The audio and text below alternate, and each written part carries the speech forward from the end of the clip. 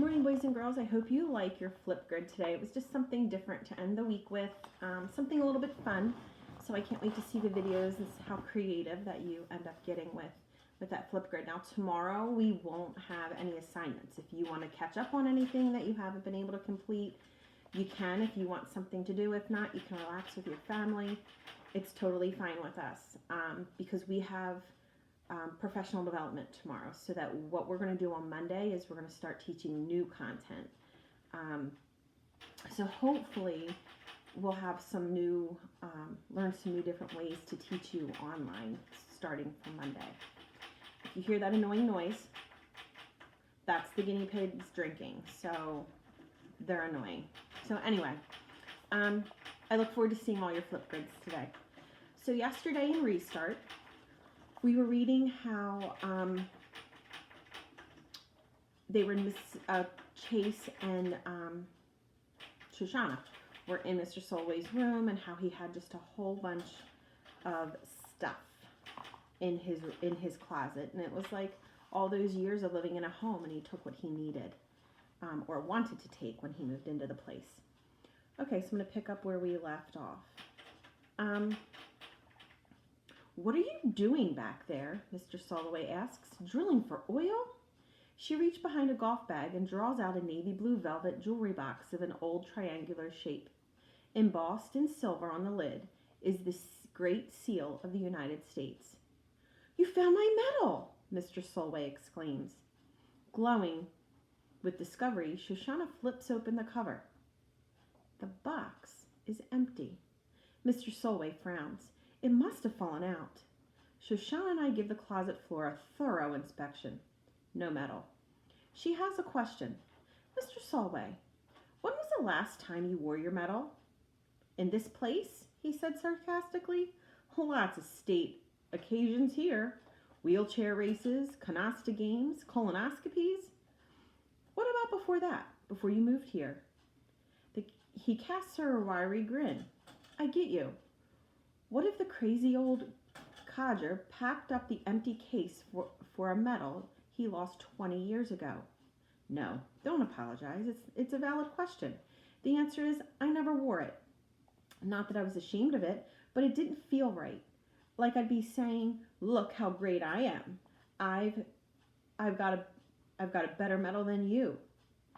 Any dimwit can win a Purple Heart.' My wife used to take it out once a year on Veterans Day, and when I refused to wear it, she'd polish it and put it away again. Maybe one time she misplaced it. She was confused towards the end, so it's possible." He retreats to his easy chair and sits in silence. Talking about his wife always makes him sad. We quit filming early in order to leave our subject with his memories. "I love Mr. Solway, but he's pretty weird," Shoshana says as we cross the lobby heading for the exit. "He won his country's highest honor and basically ignored it." "People were different back then," I offer. "You know, more modest." "Yeah, sure, modest. But to care so little that you don't even bother to open the case to see if the medal's still there, and then hide it in the back of a closet behind a golf bag? You gotta be a real oddball." We're going through the sliding doors, which might be why she doesn't notice that I stagger for a split second. Missing medal. Empty case, buried under tons of junk. Mr. Solway's medal wasn't lost. It was stolen.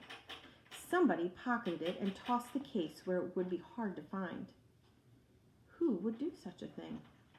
There are plenty of possibilities. Portland Street is a busy place with big staff, doctors, nurses, attendants, service people. There were painters in recently.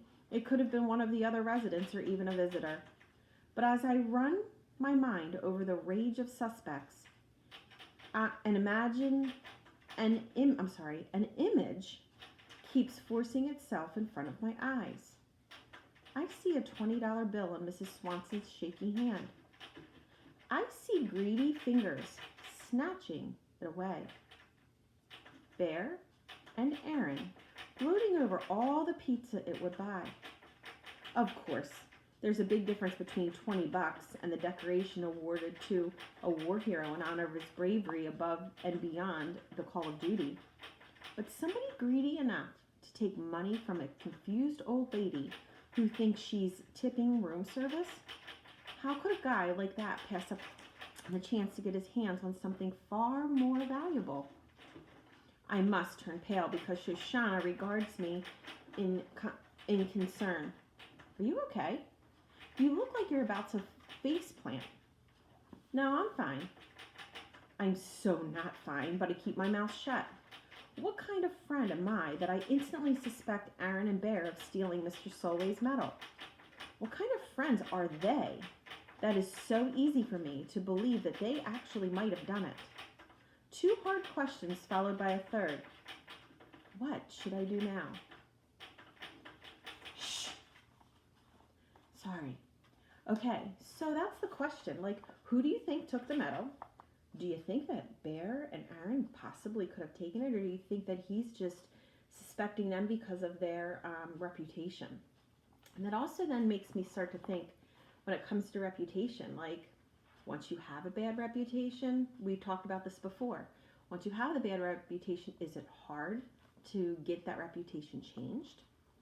Are you judged by the company you keep? There's some things and some life lessons that we're really learning from this story. And that we need to keep in mind, too, for ourselves.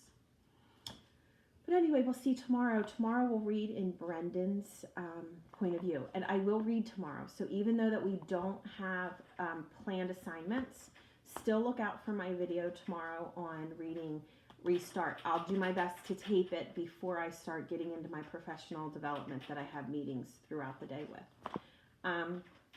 So I hope you're doing well. It's a beautiful day outside today. Try to get outside a little bit. And again, I look forward to seeing all your videos. I miss you guys.